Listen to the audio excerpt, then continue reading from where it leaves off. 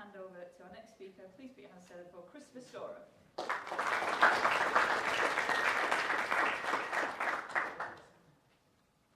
Hi, my name is Chris, and I'm here today to talk to you about my PhD project, which is on polymer sensors, and how I use this to build an electronic nose. So today I'm going to talk to you about what is an electronic nose, why I think it's important, and why I think it's a cool little invention, and also how I put it together, how we actually build these.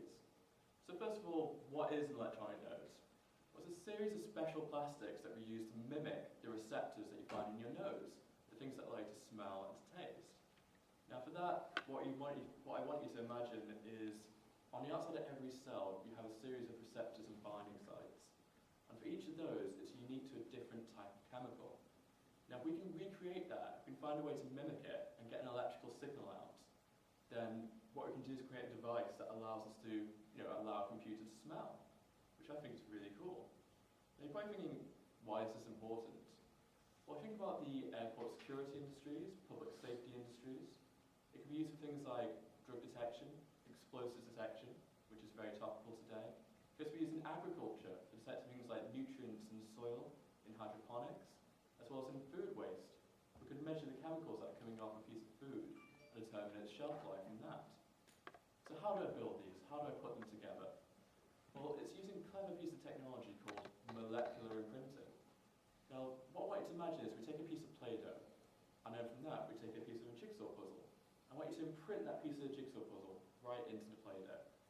We take it back out, we're left with an impression, but only our unique piece of the jigsaw puzzle, our unique chemical that we want to detect, will fit back into there. It's the same thing, but using a plastic. And the way that I detect that, the way that I measure it, is, if you look in the top left there, I take a series of gold electrodes on a flat piece of silicon, and I spin coat my plastic onto that. And that allows me to carry out the molecular imprinting. Now, when I say a plastic, I mean a polymer. Don't worry, that just means many things. It's made of many small components called monomers.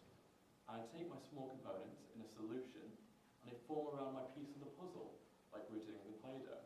But in this case, the piece of the puzzle is the chemical that I want to detect. I drop this onto my electrodes, as you can see in the top right here, and I spin that very quickly, and use a very strong light to make it set. So it sets nice and flat, and I get a very thin film. We need to keep it thin because we want a really high surface area to volume ratio to really expose all those binding sites, so we can get the best possible signal out there when we're trying to measure a chemical. That's how I build my electronic nose using polymer sensors.